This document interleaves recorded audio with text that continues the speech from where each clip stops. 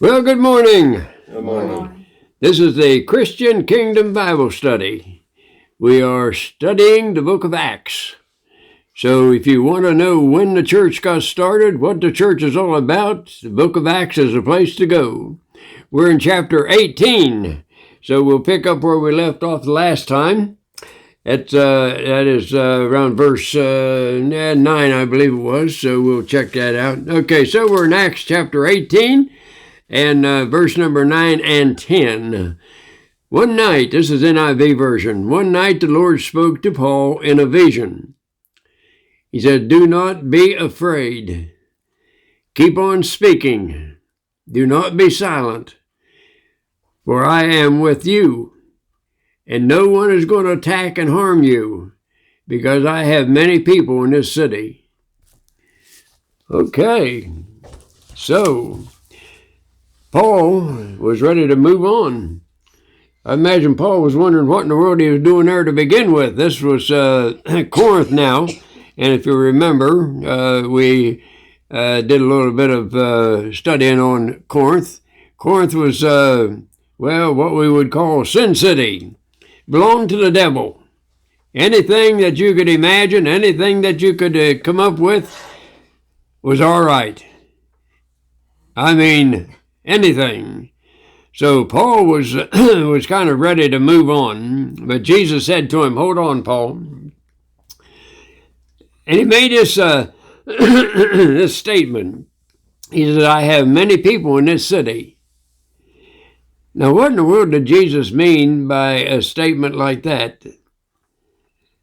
I have many people in this city.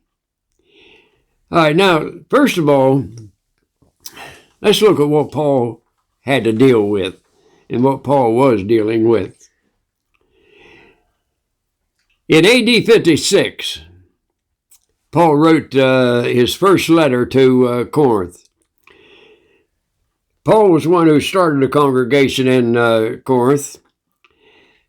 It was hard going to begin with because of what he had to deal with. But it just goes to show you, though, it doesn't matter what your past has been. It's what your future can be.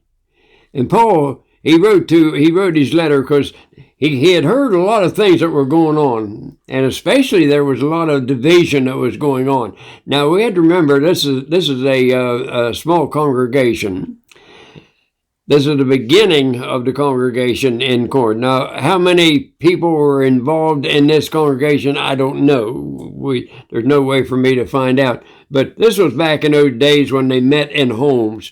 So it could have been one home that they were meeting in as they started the congregation there, or it could have been 2 or 3 homes that they were meeting in. I have no way of knowing this. But anyway, what Paul was dealing with this in 1 Corinthians chapter 6, verse 9, 10, and 11, when he wrote this to them, because he was kind of scolding them to begin with because of the division. What was happening was, which actually isn't supposed to be, the church is supposed to take care of its own self. So in other words, what I'm saying was at this time, and probably more predominant today than any other time, if there is a law matter involved, the church handles it. You don't take this out and get a lawyer and go out and sue somebody for whatever reason it may be. This is something that the church itself deals with. This isn't something that needs to be taken out and thrown out there into the public's face. Paul said this in 1 Corinthians chapter 6, verse 9, 10, and 11. He said, "Here is what some of you were." Now, I want you to think about this.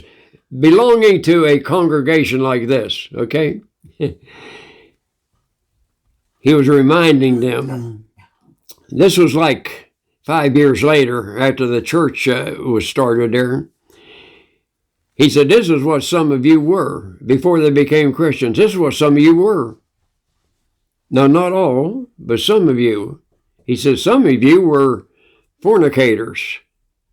Well, what's a fornicator? Now, we have to remember the scene. We're in Corinth. People flocked to Corinth because, number one, it was a sin city. Why it was a sin city was because of something that sat about 1,500 yards up above Corinth in the mountains. It was a temple. The temple of Aphrodite, the goddess of love. Every night, out of that temple came 1,000 prostitutes down into the city of Corinth to do the devil's work. It was not surprising whatever you ran into in Corinth. A fornicator was unlawful sex, somebody having unlawful sex. And then he said, some of you were idolaters. Now that's somebody that is worshiping idols. They make things and then they worship them as they were a god. And then he said, and some of you were adulterers. What's that? That's having sex with another man's wife. Now we're talking about a congregation here. We're talking about the Church of Christ congregation here. I wasn't going to, but I'm going to now anyway. 1 Corinthians. I want 1 Corinthians chapter 5. Okay,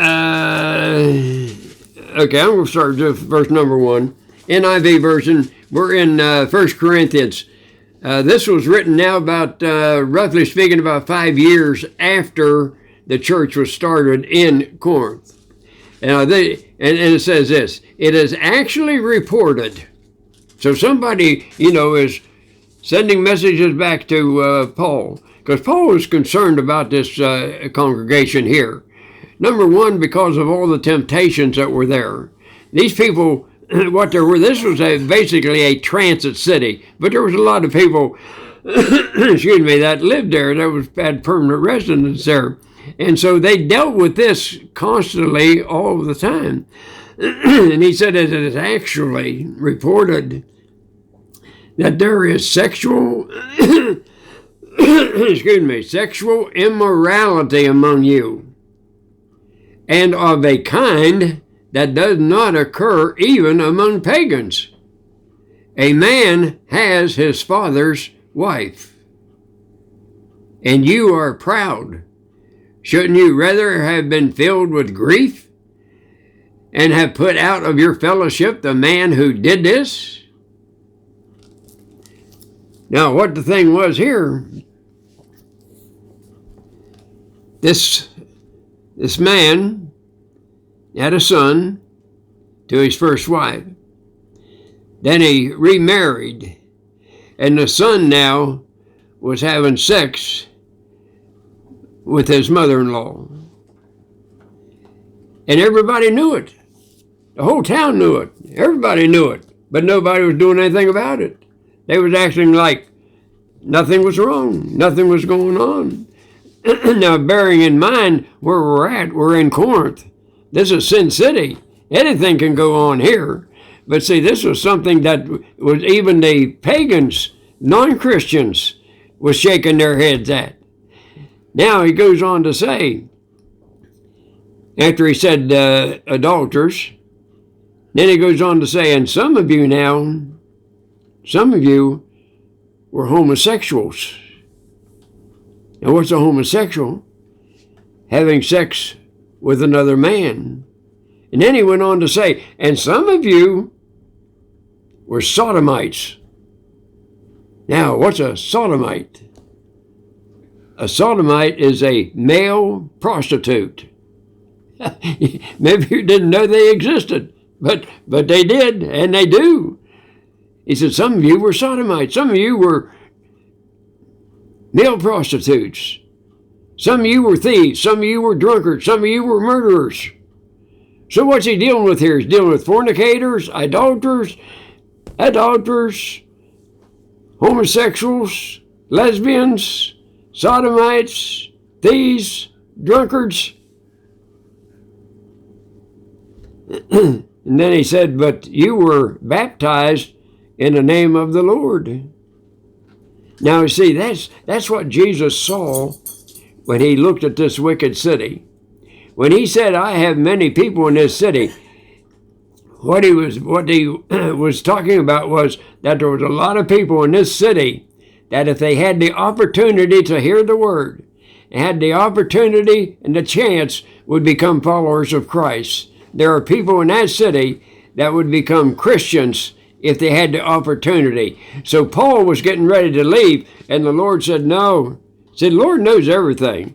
He knew that there was a lot of people in that city that would become Christians if Paul hung around and did what he was supposed to be doing. So that's what the Lord said. He saw something wonderful that even actually that Paul himself could not see. Jesus saw a church of Christ waiting to be discovered among the druggies, the gays, the lesbians, and the jailbirds. See, Jesus loves and he wants to rescue all kind of people. So the past doesn't make any difference.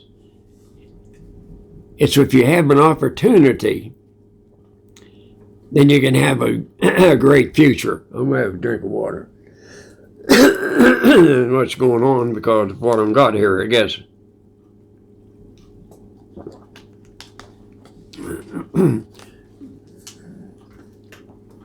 All right, so Paul, after hearing all this, Paul kind of settled down, and he stayed there for another year and 6 months, teaching the word. And verse number 11 tells us that this vision that he had from the Lord, it was a new confidence. When he came in there, he was down, really down. And then when he finds out, he's probably thinking to himself, what in the world am I doing here? Because what normally happened to Paul?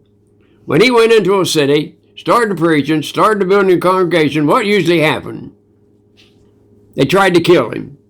Always. He was run out of more towns. I was going to say then you could count, but he ran out almost every town that he went into. They run him out of town. He was just one step of being stoned to death, one step to being murdered. He was just one step of the devil all the way through his life. You know, when you stop and think about it,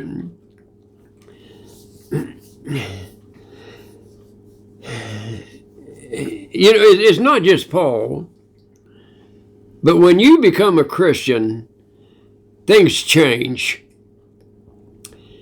Now, you take Paul, for example. His name was Saul at the time when he comes into the picture. But see, the Lord knows who he can use and who he can't use. He knows the ones that are going to be good instruments and the ones that can get a lot of work done for him. Now, Saul, let's just take a look at Saul. Saul was a highly educated Jew. He was a lawyer. He was in a position where he had influence with the elite, with the government. He had a girlfriend. He had a lot of wealthy friends.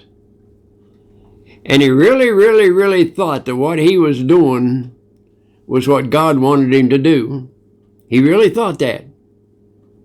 That's why in the scriptures later on, he says that his life he performed with a good conscience. Now, what that meant was, because, see, he killed Christians, remember? He took them to jail. He was trying to destroy what was known at the time, the Way. And he thought that's what God wanted him to do. And so with a good conscience, he thought God wanted him to do that. And so that was what he was going to do. And he put his effort to do that. Everything was great for him until he was on the way to Damascus. He was going down there to get some Christians. He's going to take them to jail or kill them, whatever. It didn't make any difference to him because he had a letter from the government that he could go and he could do that. He met the Lord Jesus Christ on that road. The Lord said that this is his instrument. From that time on, every step of the way, every part of his life, he was one step ahead of being killed. He was going through all kind of problems, all kind of trouble. When he went to the Lord Jesus Christ, all that he had in his past, that being a lawyer, being a great attorney, all the friends he had, girlfriends, all the money he had, etc., was gone. Was gone. All the way through. Now here, in this city here, the Lord came to him. Now why would the Lord Jesus Christ come to him and tell him, don't be afraid anymore, Paul. Don't be afraid any longer. Just keep on speaking. Keep on teaching. Keep on doing what you're doing. Well, Paul finally ended up going to Rome. That's where he wanted to go. He went to Rome. He sat in jail for 2 years before they heard his case. They let him go. He's 75 years old now. They let him go. Then they changed their mind. They sent troops out, got him, brought him back. Sat in jail again. Then they decided to let him go. He left. Before he got too far, they changed their mind. They sent troops back, got him again, brought him back in and cut his head off. Why would a man do that? Because he knew something that we don't know. He got to look into heaven, remember? They stoned him to death one time, remember? He went to heaven. He saw things up there. He knew, without a shadow of a doubt, he knew what was there. He knew. See, we're just hoping for that. What we have is we have the word here.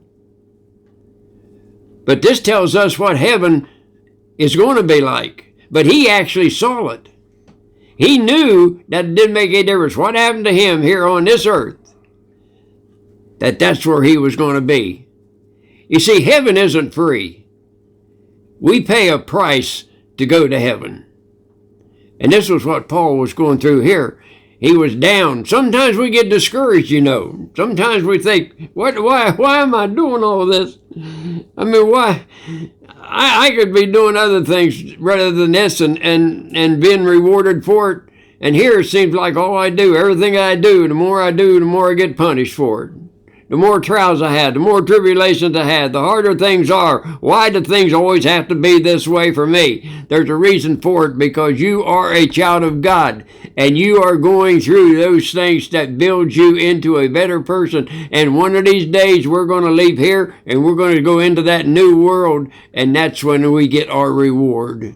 All this here is just getting us up to there.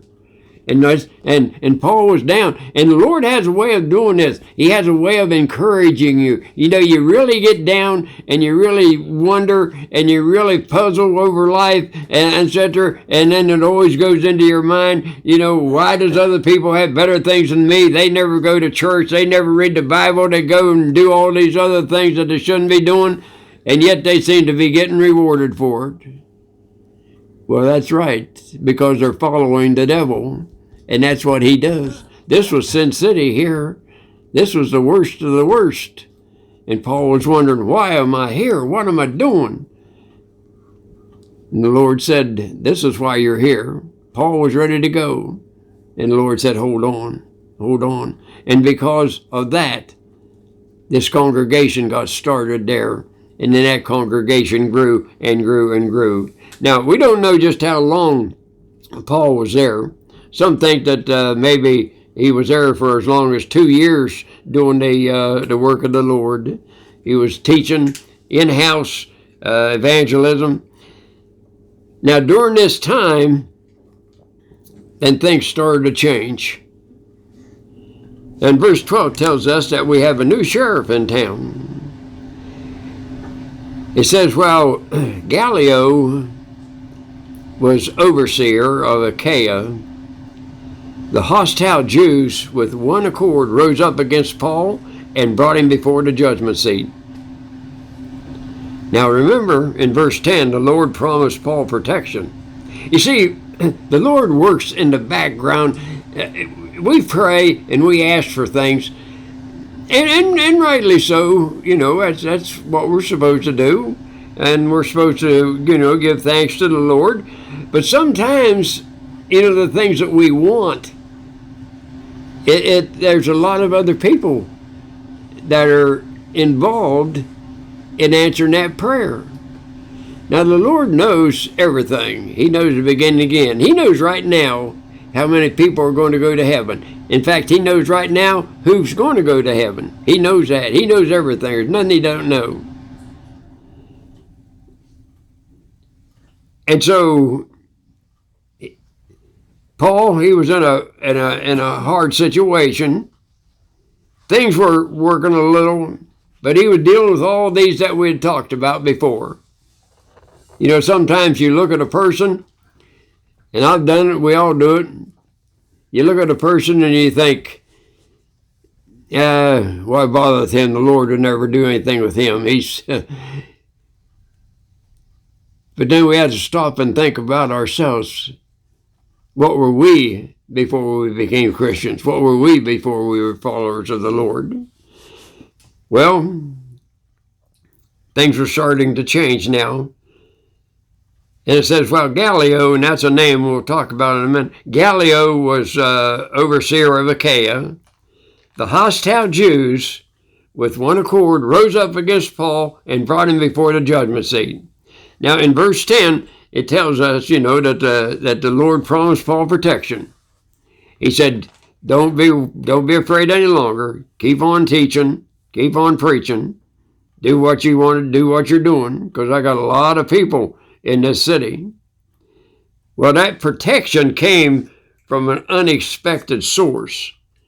You see, in the summer of AD 51, a noble Roman by the name of Gallio was appointed overseer of Achaia. You see, the Lord's working. The Lord's trying to get things in place for other things to happen. Now, his brother, that is Gallio's brother, he made this statement one time. He said about Gallio, he said, no man was ever as sweet to one as Gallio is to all. Meaning that he is honest and he is fair to all people. Not to just, see, back in those days, and it's the same thing today, things don't change. Most of those people that were in the government, see, before Gallio was put in charge of Achaia, there was another man that was in charge there. But he was one of those who, money was the first thing. You could get anything done, didn't make any difference what it was, as long as you paid the price for it, as long as you had the money. And then you could get your way. See, that's why Paul was having such a hard time. Well,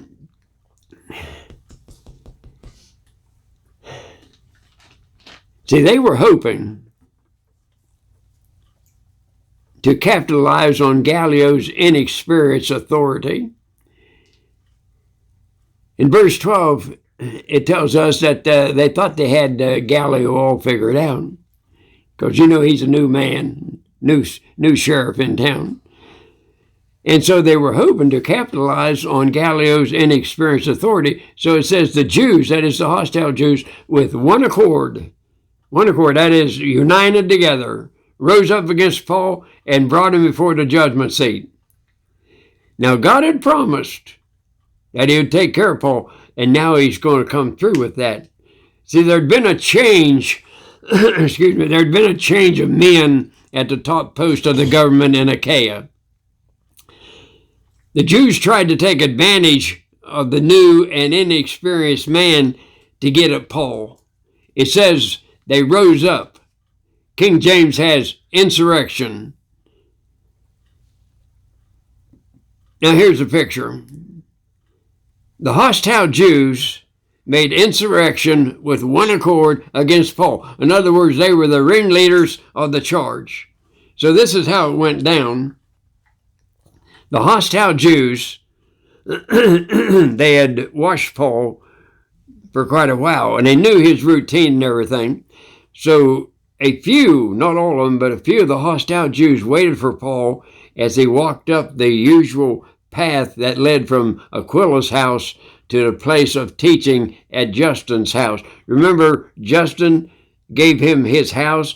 his house was right next door to the synagogue, and Paul used it as a teaching area and etc. So he was on his way up there, and they were waiting in ambush. And at the right time, when Paul came by, they rushed out with violence and fury and grabbed him and literally dragged him before the judgment seat. Now, verse 13, this is where the lying Jews step in. Okay, they got Paul now before the judgment seat. They begin the proceeding by saying, they said, this man, in verse 13, this man persuades men to worship God contrary to the law. This man, pointing the finger at Paul, this man here persuades men to worship God contrary to the law. That is the law of Moses now. Oh, we can just see the devil here now. Now, look, look. On the face of it, it doesn't look that bad. But see, this was a charge with far-reaching implications. Had Gallio ruled in the Jews' favor, if the hostile Jews were right, and they had him figured out right, then they knew that he would vote for them. And if Gallio had ruled in the Jews' favor, Christianity, I'm talking about the Church of Christ now, Christianity would have been banned, not only in Corinth, but throughout the whole Roman Empire. Gallio, however, was not to be easily duped. In verse 14, now here's a man who knows how to stop him. As Paul says in verse 14, as Paul was about to open his mouth to defend himself, see, Paul was dragged before the court. He was standing there listening to the charges, listening to those things that were leveled against him. And so according to the past, he knew that he had to defend himself because nobody else was going to defend him. He had to defend himself. And so he started to open his mouth to defend himself when Gallio cut him off, stopped him. Gallio refused to meddle in what he's seen as an internal dispute in Judaism. Now here's a man who knew how to stop him. Here's the thing. If this was a type of crime, what we're talking about here now, this man, they said, persuaded contrary to the law, if this was a type of crime that demanded his time as a Roman judge, then he would hear the case because he was appointed to guard the Roman peace. That was what his job was. See, he was a judge. And so he was to hear the case, and then he was to rule on the case. Now in verse 15, here I really like this guy. This is what Gallio said. He said, if there are questions about words and names and your own law, what was the Jewish law? Law of Moses, right? And your law. That's what he said to him. Look after yourself. He said, I am unwilling to be a judge of these matters. And he drove them away from the judgment seat. Now he said questions about words and names. See, Paul was known as a teacher. He was one who preached the word of God. The point is, if this was about preaching, if this charge was about preaching, Gallio wasn't interested in it. He wanted nothing to do with it. And he said, if this is about names, see, now this showed Gallio understood what was happening. He knew that this was going on in Rome too. This is where he got promoted. And the same thing was going on in Rome as was going on here.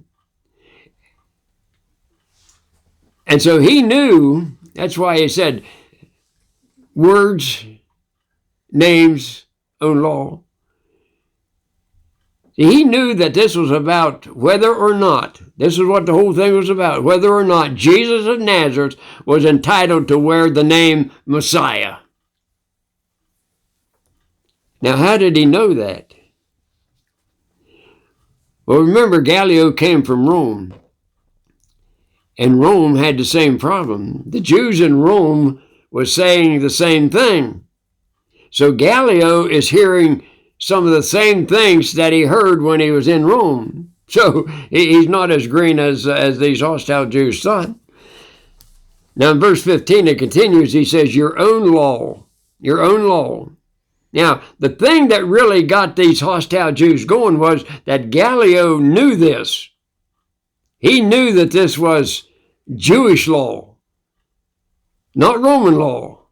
And the only thing Gallio, separating himself from all those before him, the only thing that Gallio was interested in was Roman law. That's what his business was to protect the peace. He was to judge the Roman law. He was not to get involved, as far as he was concerned, with the Roman law. You see, what these hostile Jews wanted is they wanted to justify, they wanted to defend the Jewish law. Gallio was not interested in the Jewish law. Gallio told them to look after these things yourself. I'm not going to be judging these matters. In verse 16, he had them rejected from the court. In other words, he had the court police get him out. Now look, like I said before, I like this guy, and I'll tell you why I like this guy. He's probably the first person in history who made a decision between church and state. Now that's important. Gallio said, now listen, he said that if the matter was concerning religion or about some religion thing, then that they should take it and handle it themselves. He told them to handle religious matters themselves. He kind of took like a hands-off policy. He separated the church and the state. Now, actually, I wish that we had some Gallios on the Supreme Court of the United States today. I wish they'd adopt a hands-off policy when it comes to matters of religion. I believe that the state should keep its nose out of church business. You see, that's why the Church of Christ has elders. Paul appointed elders. Elders were to take care of the church business. We, as today, should take care of church business. See, the church today is completely different than what it used to be, what it was in the beginning. I mean, the church, I'm talking about the people now, they depend more on the government than they depend on the church. If they need things, where do they go? They don't go to the church. See, if the Church of Christ was doing what the Church of Christ should be doing, we'd have nursing homes, we'd have old folks' homes, we'd have hospitals, we would have Medicare to take care of our people, we would have things that the Church of Christ is supposed to be taken care of, instead of depending on the people in the world to take care of us. It's not supposed to be that way. I don't see it changing now. But I believe, as I said before, that the state should keep their nose out of our business because they have no idea of what the religious matters are about. They make laws that has nothing to do with religion. We have elders. Now, I wasn't going to do this, but I'm going to do it now anyway. Elders are very important to a congregation. When a congregation grows, the first thing that they need is elders. Elders keeps the preacher in line. But now, not just everybody can be an elder. Now, there's qualifications for an elder. Let's turn to, 1 Timothy. 1 Timothy chapter 3 And I'm going to go with verse 1, and we'll go on down through here, just about 7 verses here. And you can't have just one elder. It has to be 2 elders or more. He says here in NIV version, he said, now here is a trustworthy saying. You can believe this. Take it to the bank. If anyone sets his heart on being an overseer, that is an elder, he desires a noble task. Now, the elder must be above reproach. He must be the husband of but one wife. He must be temperate, self-controlled, respectable, hospitable, able to teach, not be given too much wine, not violent but gentle, not quarrelsome, not a lover of money. He must manage his own family well and see that his children obey him with proper respect. If anyone does not know how to manage his own family, how can he take care of God's church? He must not be a recent convert. He can't be a brand new Christian, or he may become conceited and fall under the same judgment as the devil.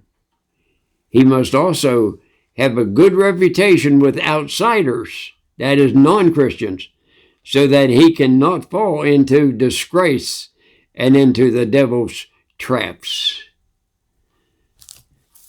You see, that's what the elders do. They take care of church business. In other words, let's say, just for example, let's say that you have 2 Christians. I mean, I don't care if you have just one, if you just have one person, he's going to disagree with himself. You get 2 people, put them together, and you know they're going to be disagreements. One way or the other, there's going to be disagreements.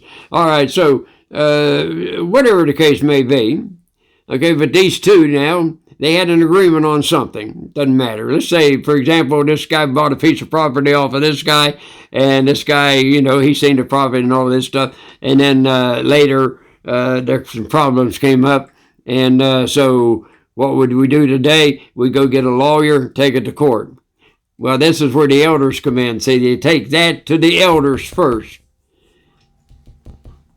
And they discuss it. They sit down and they discuss it.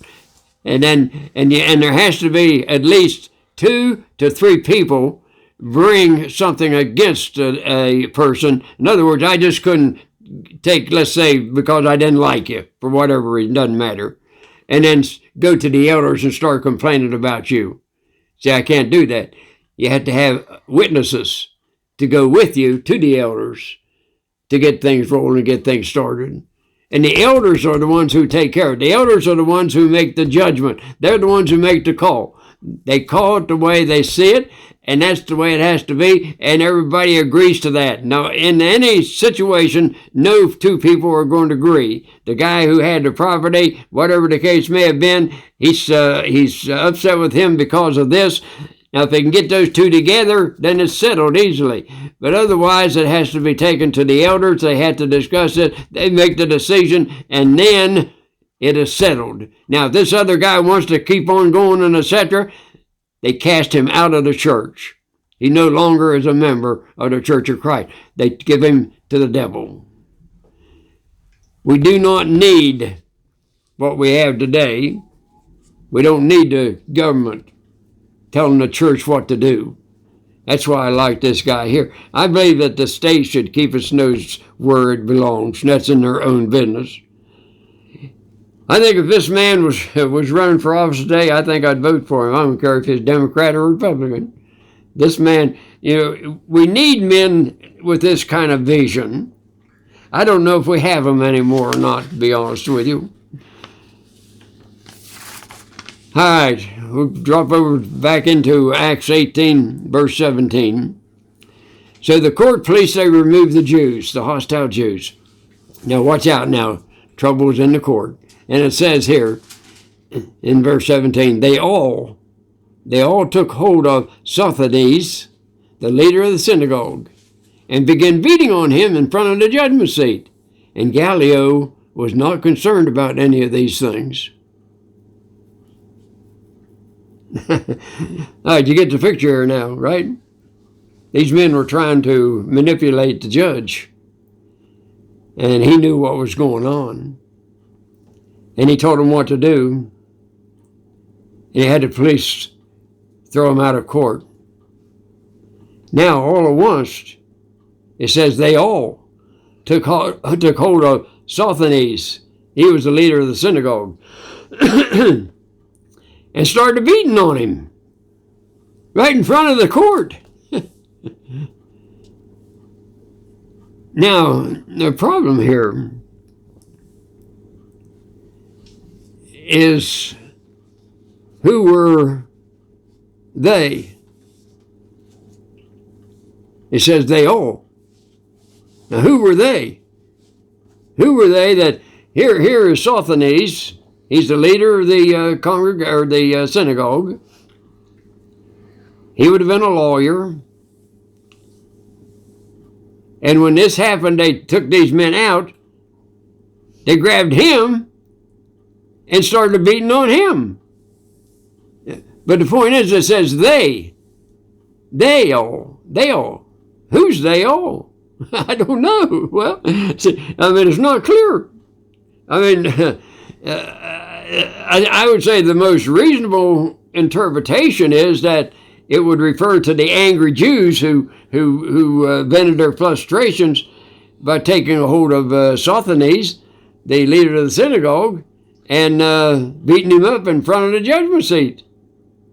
Now, that word beating, it means a thorough beating is what that means. But the question is, why would Sosthenes get the beating?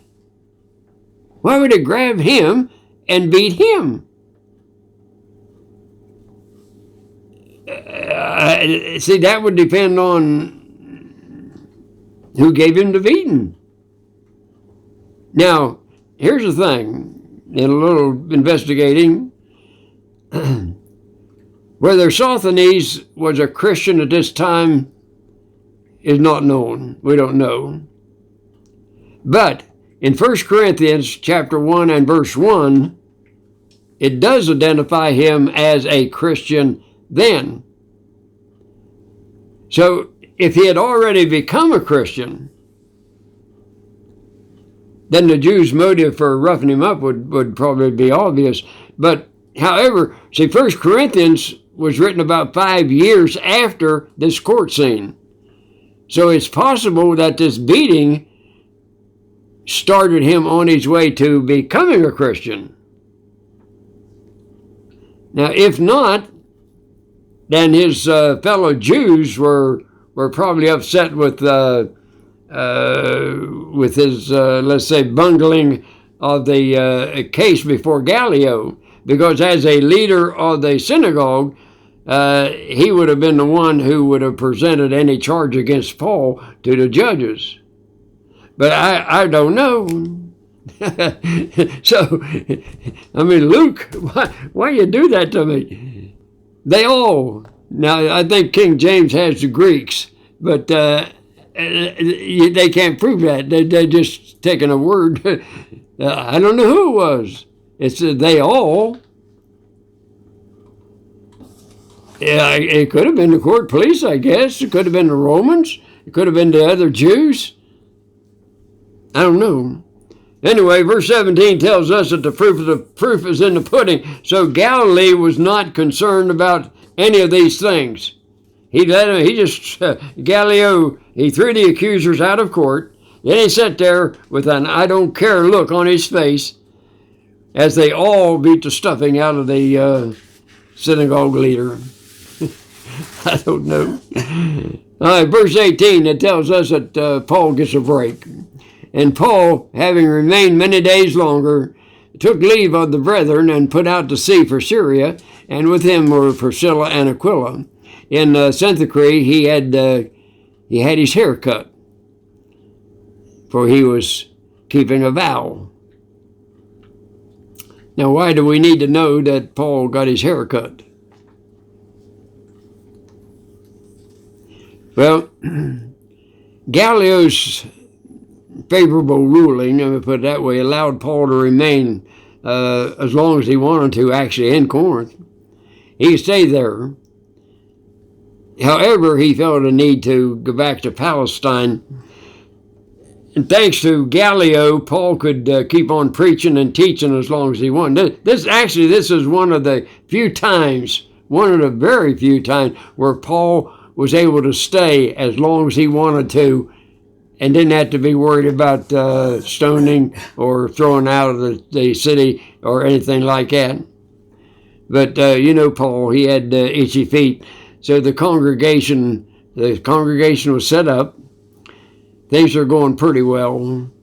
And for Paul, he thought it was time to move on. Now in verse 18, he took leave of the brethren of Corinth and put out to the sea of Syria, taking with him Priscilla and Aquila, who had become Paul's closest friends, actually. The Latin interpretation has that he made his goodbyes. In other words, he decided he was going, and so he spent some good time with each of the members of the congregation, because he liked to encourage people. He liked to let them down easy that he was going. In most cases, they were throwing him out, but he spent some very precious time with the congregation. Remember, back in those days, now they didn't have the scriptures. See, everything was word of mouth. And so as Paul, met with the others, he talked to them, they would have had questions that needed to be answered, and so he answered that. And the fact that Priscilla and Aquila would leave their business to go with Paul, I think, kind of shows their loyalty and devotion to him. Look, Luke skips on the ways and wherefores, and he doesn't tell us how much time it took to do this or that, so we're kind of left to take educated guesses sometimes. Anyway, he packed up his bags and he hiked off to Cenchrea. Now in verse 18, arriving at Cenchrea, which was eastern port of Corinth, where this was a seaport, where he could find a ship that was going east. So it says, Paul had his hair cut, for he was keeping a vow. Well, Paul, what are you up to now? Paul's a Christian. Why was he taking a vow? Well, this was a Jewish thing, really. See, the point is, when Jews were especially thankful, they took a vow that this was Paul's way to demonstrate his gratitude, if you would, to God. It was a way in public. And I know I'm stuttering here, but the Jews, when they took a vow, they had somebody else cut their hair. He didn't go to a barber shop and have his hair cut, because there were things that was attached to it. But remember, we have to remember Paul had come to Corinth with fear and trembling. These were probably some of his worst times. He didn't really know what he was doing there because of the city that he was in. But by God's mercy, he survived the dangers of the wicked city unharmed. He came through this unharmed. So he was leaving behind a gifted, growing congregation. So for Paul, he was getting a haircut. This was his Jewish way of saying thanks to God. See, this was not we don't want to get this confused. This was not a vow of promises. Now, we as Christians can take a vow if you want. I would not recommend it. This was not a vow of promises. Now, a vow of promises, how do I describe this? You know, there's times in your life when things really are not going well.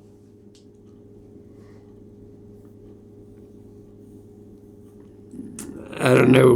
Let's just say, just to pick something, I don't know what to pick. Okay, let's say you're out in a boat and you're fishing. And all at once something happens. I don't know what it would be, but something happens. The boat upsets. You fall overboard. You're not a very good swimmer. You're flopping around. And you say, Lord, Lord, get me out of this. Get me out of this. Don't let me drown. Don't let me die. Lord, if you do this, I promise you, Lord, I promise you that I will tithe on my money. I promise you, Lord, I will go to church every time that church door is open. Just get me out of this. I promise you, Lord. I promise you that I'll do that. You do this for me, Lord, and I promise you I'll do this. Now, for some reason or other, you come out of this. Then for some reason or other, you start forgetting the things that you said you was going to do for the Lord. The Lord doesn't forget it, but you start forgetting it. Now that's a vow of promise. In other words, God, you do this for me, I'll do this for you. Lord, you do this for me, I'll win you 10 Christians. I guarantee you, Lord, I'll win you. That's a vow of promise. That's not a good vow. Don't do that. See, now, what we're talking about, what Paul was doing here, and we're going to close here now, but what Paul was doing here, he was thanking God for what God had done for him. You know, it's a good thing for a Christian to just take some time once in a while, just move away from the TV or books or whatever it may be, and just sit down with you and God. And you know, it's nice. I used to have a place like that.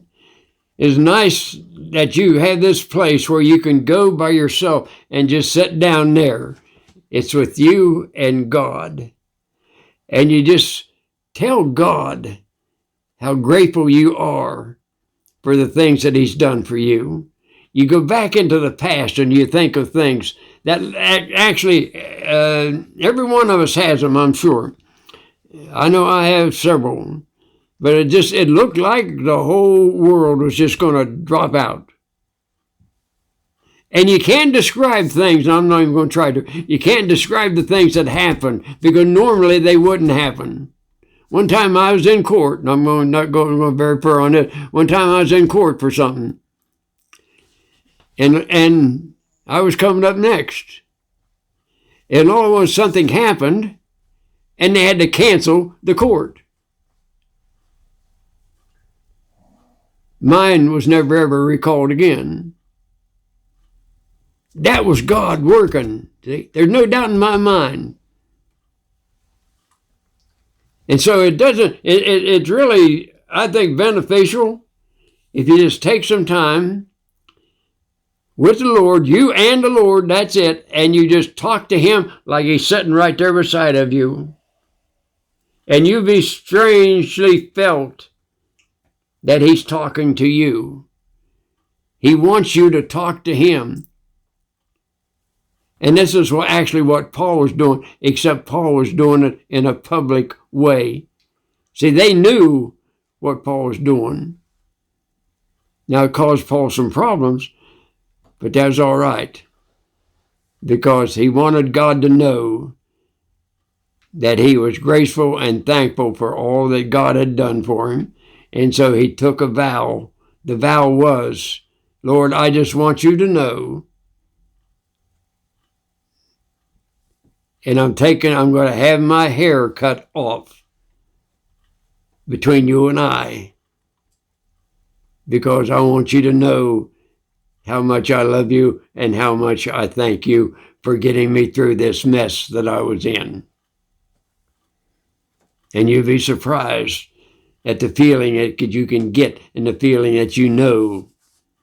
So you see, a lot of times we can't prove anything, you know. I can't prove that God did this. I can't prove that God did that. But you know, I've had times where I could have guaranteed you that God was sitting right there in that seat beside of me. I felt his presence. I couldn't prove that, but I knew it, and God knew it. All right, we're going to close there, and we'll pick up, Lord willing, next week. We'll go a little bit farther with Gallio. Okay.